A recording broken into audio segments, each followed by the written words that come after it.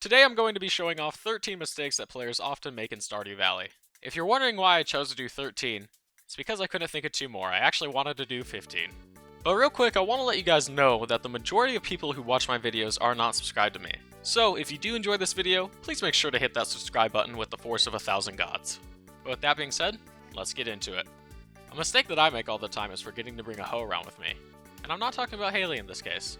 There are worms just about everywhere in Stardew Valley, and if you end up forgetting to bring a hoe around with you, you're going to end up missing out on a lot of good items.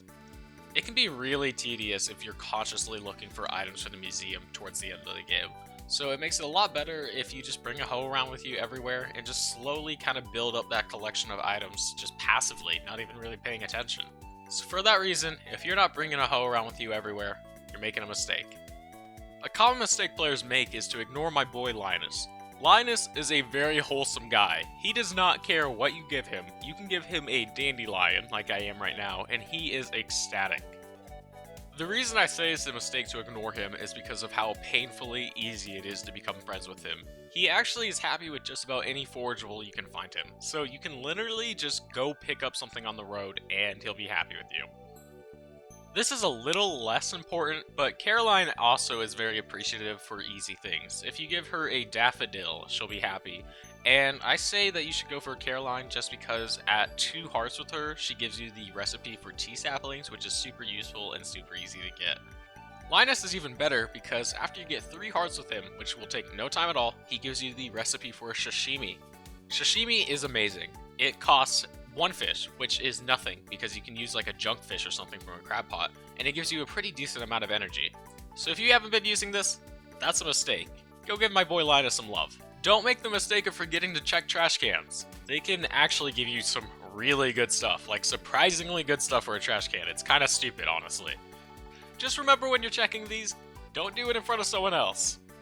For whatever reason, they tend to not really appreciate you digging through their trash.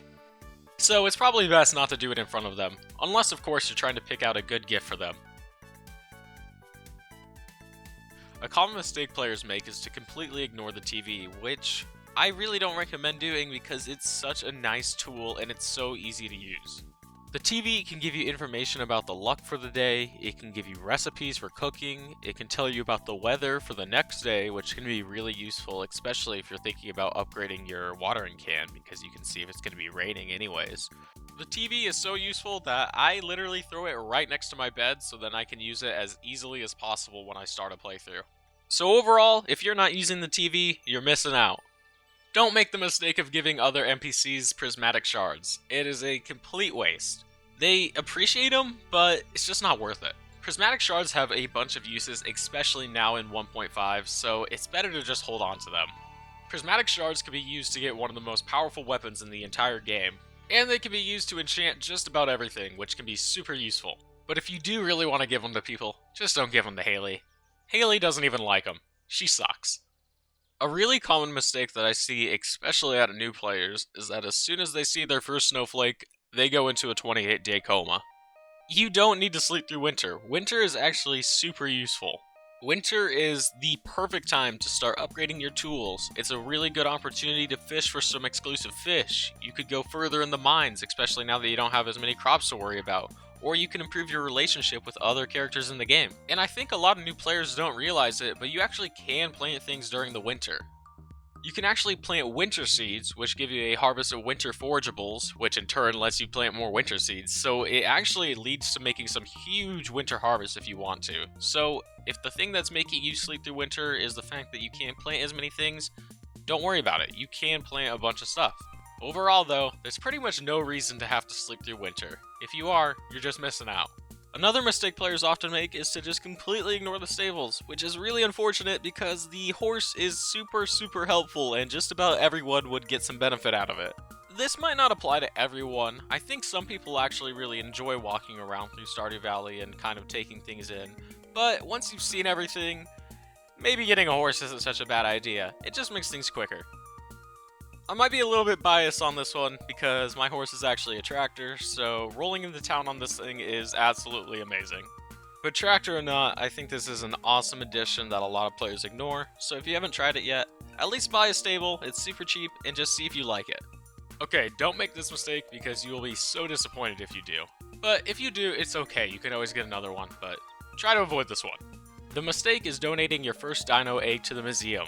Good old Gunther here is actually a leech to society, and he doesn't let you know that you could have actually incubated your dino egg. Once you have the big coop or the deluxe coop, you can actually incubate your dino egg inside of it.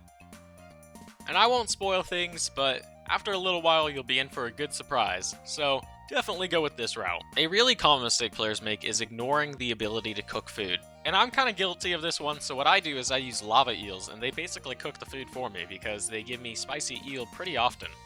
But once you upgrade your house just once, which isn't hard to do at all, you get access to the stovetop, which basically gives you just a ton of different food recipes that you can make. Food isn't just useful for energy and health. A lot of these actually have really nice stat bonuses, so definitely don't ignore this option. Players often make the mistake of ignoring the traveling cart, and I think part of the reason is that a lot of new players don't even know it's here.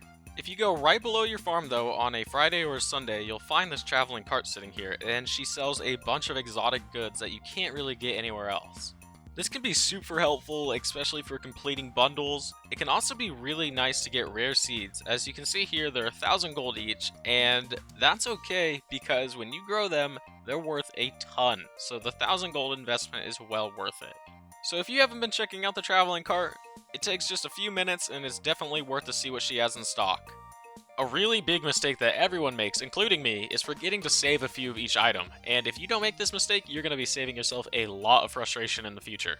Stardew Valley is set up in a way where a lot of things are exclusive to a certain season, which can make it really frustrating if you don't have the item you need and you're not in the right season to get it.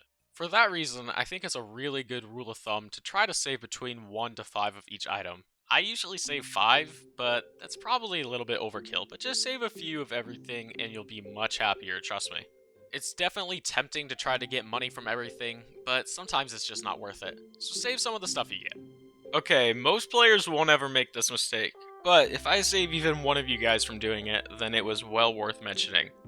When cooking some recipes, the game doesn't really care what kind of fish you use, it just wants a fish.